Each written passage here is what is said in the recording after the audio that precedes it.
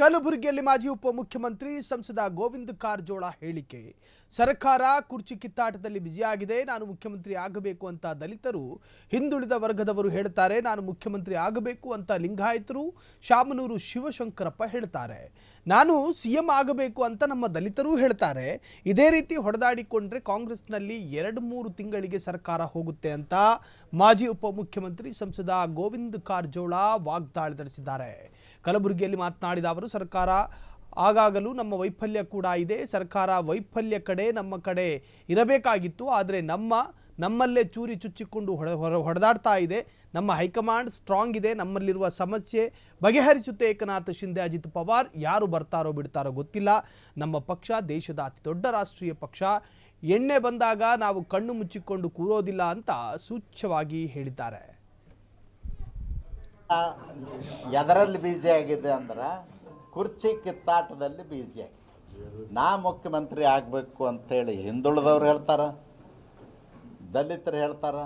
ನಾವು ಮುಖ್ಯಮಂತ್ರಿ ಆಗಬೇಕು ಅಂತೇಳಿ ಲಿಂಗಾಯತರು ಹೇಳ್ತಾರೆ. ಶಾಮನೂರು ಶಿವಶಂಕರಪ್ಪನವ್ರು ನನಗೆ 93 ವರ್ಷ ನಾ ಮುಖ್ಯಮಂತ್ರಿ ಆಗಲೇಬೇಕು ಅಂತ ಅವ್ರು ಹೇಳ್ತಾರೆ.